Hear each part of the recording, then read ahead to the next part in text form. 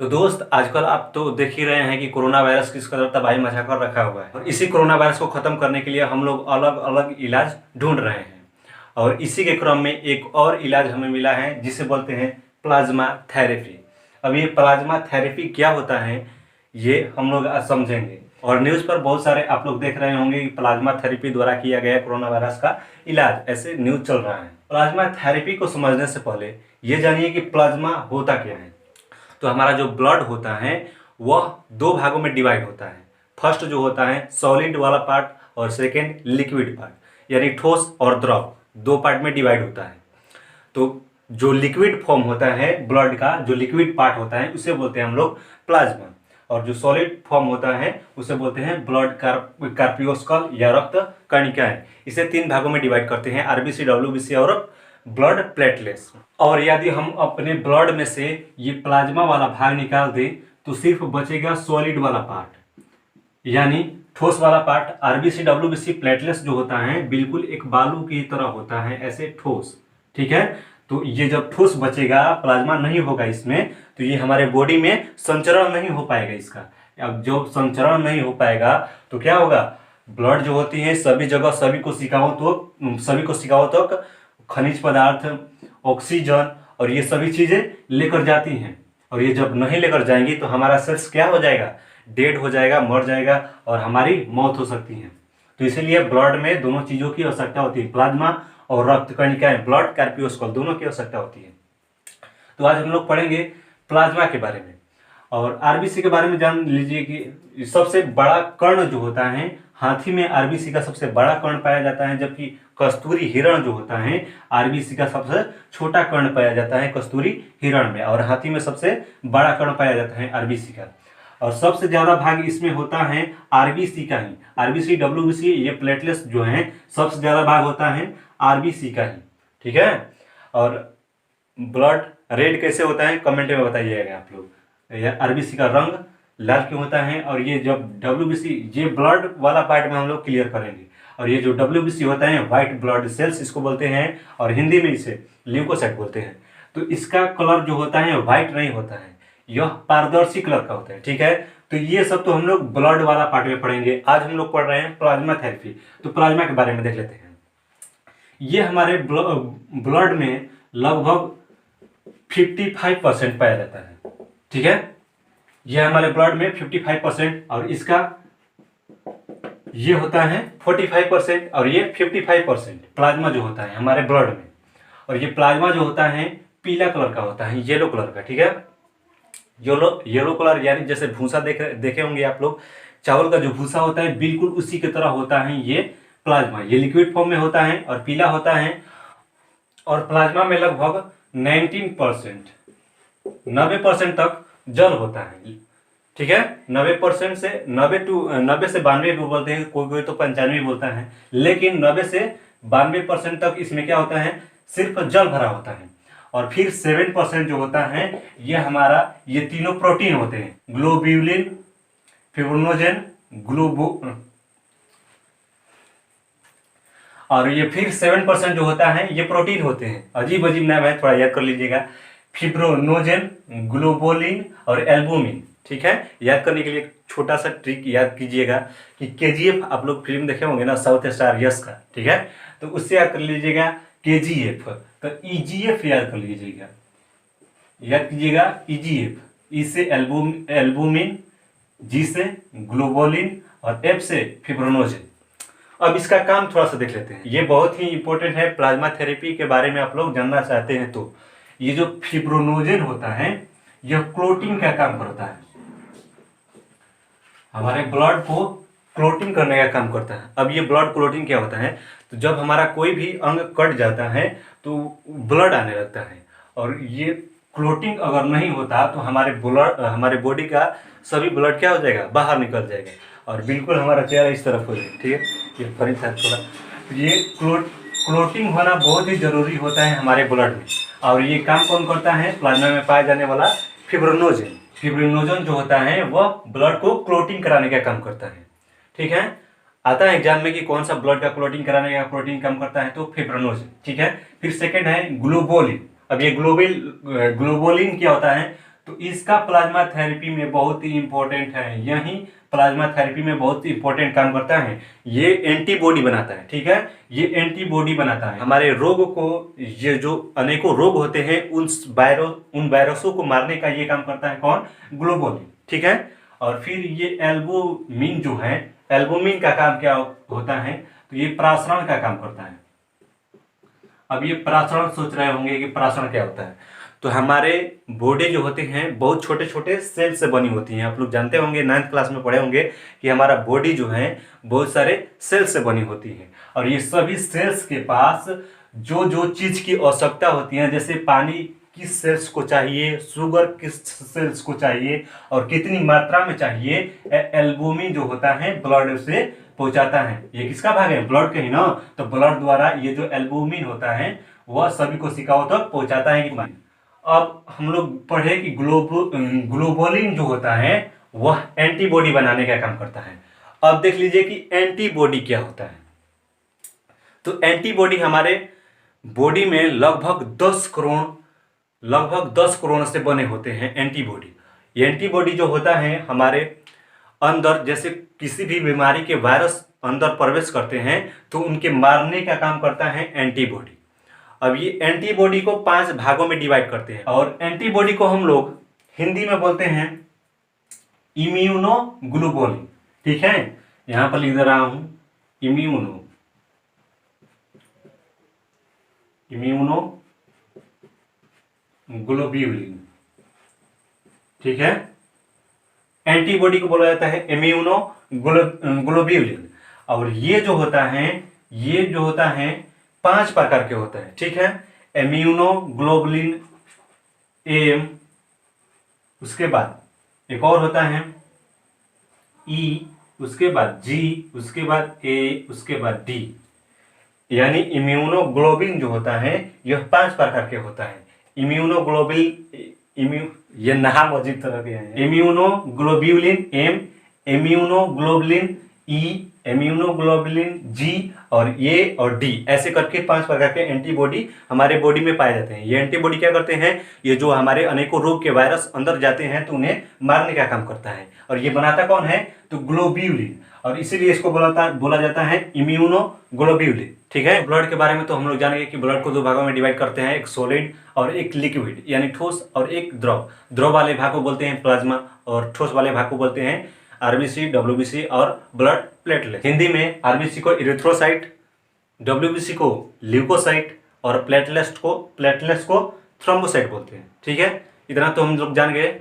और ये दोनों का जब मिक्सचर, और इन दोनों का मिक्सचर होता है हमारा ब्लड। अगर ये दोनों मिक्स नहीं कर पाएगा तो आरबीसी, डब्ल्यूबीसी और प्लेटलेट्स जो होगा बिल्कुल एक बालू की तरह ऐसे ऐसे ठोस कण होता है। और ये जब दोनों मिक्स नहीं करता है तो क्या होता है? ब्लड हमारा पूरा ऐसे हो जाएगा, ये हमारे बॉडी में सभी जगह पर नहीं जा पाएगा। और ये तो आप लोग बहुत अच्छी तरह से जानते होंगे कि ब्लड का पूरी कोशिकाओं तक पहुंचना हमारे लिए बहुत ही आवश्यक होता है, वरना हमारी जो सेल्स होती हैं वो डेड कर जाएगी, कोशिकाएं जो होगी मर जाएंगी। कोशिका क्या होता है ये सब तो आप लोग 9th क्लास में पढ़े होंगे। कोशिका मिलकर एक ऊतक का निर्माण करती हैं और ऊतक मिलकर एक अंग का, और बहुत सारे अंग मिलकर एक अंग तंत्र का निर्माण करते हैं। और बहुत अंग तंत्र जो होता है हमारी बॉडी होती है। ये सब तो 9th क्लास की बात है। और याद करने के लिए आप लोगों के एक ट्रिक बताया, KGF जो यस का फिल्म है, इसे EGF कर लीजिएगा। तो EGF से एल्बुमिन, G से ग्लोबुलिन और F से फाइब्रोनोजेन। डेंजरस नाम है तो थोड़ा सा याद कर लीजिएगा इसे। और तीनों में से एंटीबॉडी बनाने का काम जो करती हैं ग्लोबुलिन। एक एग्जांपल लेकर देखते हैं कि प्लाज्मा थेरेपी रियल में कैसी होती है। ये A, B और C, ये A, B और C। ये जो फर्स्ट हैं ये बिल्कुल मेरी तरह थोड़ा सा जवान है, ठीक है।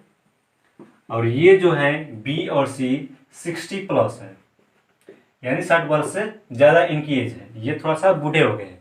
तो हमारे जो सेल्स होगी, हमारी जो ग्लोबुलिन होगा वह थोड़ा सा एक्टिव होगा, और एक्टिव होगा तो बहुत ही जल्दी जो होगा कोई भी वायरस को मारने के लिए एंटीबॉडी तैयार कर लेगा।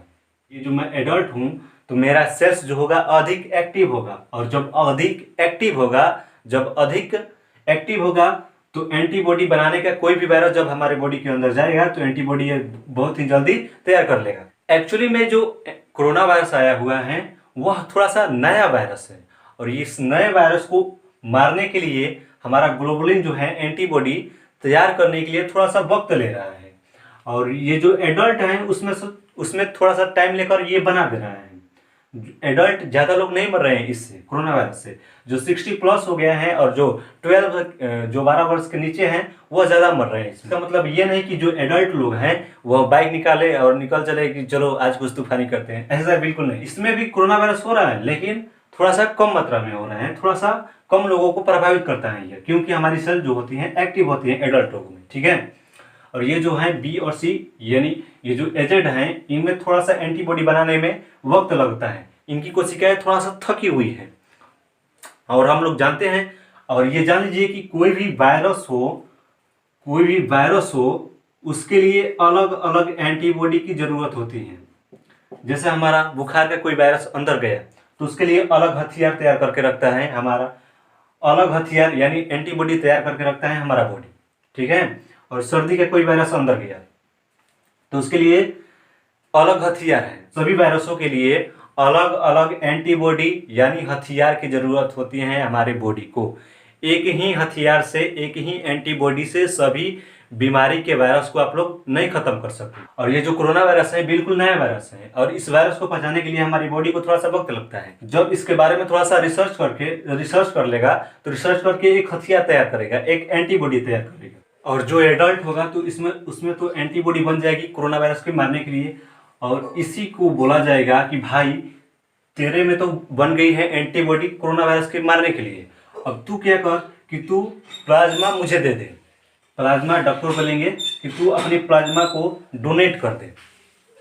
अब ये प्लाज्मा तो डायरेक्ट डोनेट नहीं कर सकता, ये क्या करेगा, ब्लड डोनेट करता है, ठीक है। और ये जब ब्लड डोनेट करेगा तो ब्लड में से प्लाज्मा को डॉक्टर क्या करते हैं, बाहर निकाल देते हैं और इस प्रक्रिया को बोलते हैं प्लाज्मा फेरेसिस, ठीक है। यानी ब्लड से प्लाज्मा को बाहर निकालने की प्रक्रिया को बोलते हैं प्लाज्मा फेरेसिस।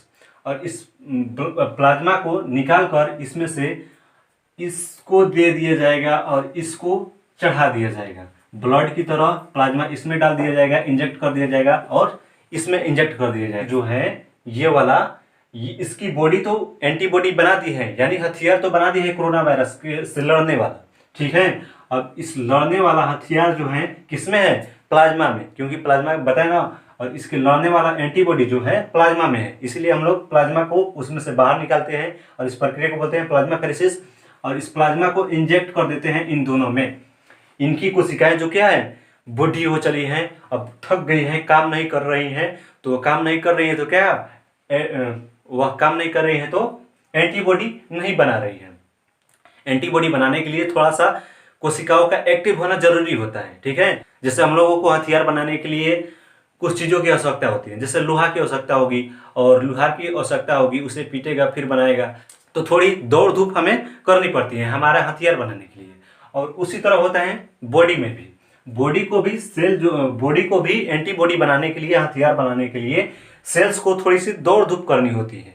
तो इनमें जो सेल्स होती हैं वो तो बूढ़ी हो चली हैं, थक गई हैं, तो इनकी सेल जो होती हैं थोड़ी सी नॉन एक्टिव हो जाती हैं, वो काम करना थोड़ी सी कम कर देती हैं, इसीलिए इनमें जल्दी अटैक करता है कोरोना वायरस। तो ये जो एडल्ट हैं इसमें का प्लाज्मा निकालकर इसमें डाल दिया जाएगा और इसमें डाल दिया जाएगा।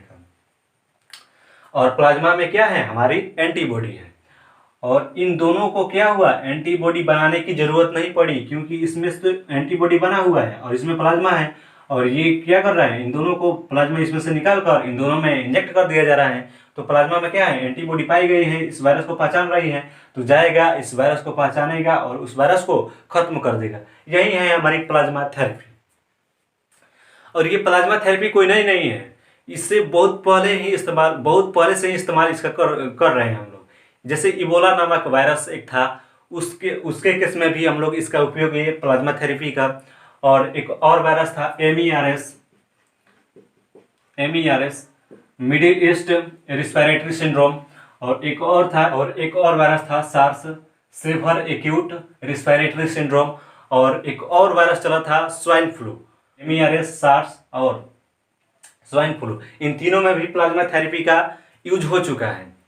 बहुत पहले ही तो इसका उपयोग हो चुका था, लेकिन अभी चीन में सबसे पहले फरवरी में इसका उपयोग किया प्लाज्मा थेरेपी का। उसके बाद अमेरिका, ब्रिटेन, इटली ये सभी देश कर रहे हैं और भारत भी इस इलाज में लग गया है। और 2-3 जगहों पर तो प्लाज्मा थेरेपी द्वारा ये भी बता रहा है कि इलाज हो चुका है और ये मरीज अच्छे भी हो चुके हैं। तो बहुत अच्छी बात है, प्लाज्मा थेरेपी द्वारा कोरोना वायरस का इलाज हो रहा है। तो लेकिन ये जो है प्लाज्मा थेरेपी, यह कोरोना वायरस का जीवन भर के लिए, कोरोना वायरस का हमेशा के लिए इलाज नहीं है प्लाज्मा थेरेपी। ये तो सिर्फ इमरजेंसी वाले स्थिति में हम लोग प्लाज्मा थेरेपी का यूज कर रहे हैं। इसका जब तक वैक्सीन नहीं बन जाता, इसका इलाज पूरी तरह से नहीं हो जाता। किसी एक व्यक्ति के प्लाज्मा से लगभग 1 या 2 अधिकतम 5 व्यक्तियों का इलाज हो सकता है, प्लाज्मा उसमें डाला जा सकता है। और प्लाज्मा थेरेपी का एक सिंपल मतलब समझ लीजिए कि एक ही वायरस सभी व्यक्तियों में अटैक किए हुआ है, एक ही वायरस जो है सभी व्यक्तियों में अटैक किया हुआ है, और उस अटैक से कोई व्यक्ति बच जाता है तो उसमें का प्लाज्मा निकालकर सभी व्यक्तियों में चढ़ा दिया जाता है। वही होता है हमारा प्लाज्मा थेरेपी। पर यह जितना आसान लग रहा है, रियल में यह इतना आसान नहीं है। यानी किसी में से प्लाज्मा निकाले और दूसरे में प्लाज्मा अंदर डाल दिए। जिसमें से प्लाज्मा निकाल रहे हैं और जिसमें डाल रहे हैं उसका ब्लड ग्रुप मैच करना चाहिए। फिर जिसमें से हम प्लाज्मा निकाल रहे हैं उसका प्लाज्मा का पहले चेकअप किया जाता है कि इसमें कोई रोग तो नहीं है। प्लाज्मा निकाला जा रहा है तो उसमें देखा जाता है कि कहीं ब्लड शुगर तो नहीं है, कोई अन्य रोग तो नहीं है। अगर कोई अन्य रोग हुआ तो लेना का देना पड़ सकता है। अभी अभी न्यूज़ देखा कि ये जो कोरोना वायरस है, बहुत से लोग बोल रहे थे कि चाइना वालों ने लैब में तैयार किया है, और इसे अमेरिका के वैज्ञानिकों ने भी बता दिया कि यह चीन वालों ने यानी मानवों ने यह तैयार नहीं किया है। कोरोना वायरस को लैब में यह तैयार नहीं किया गया।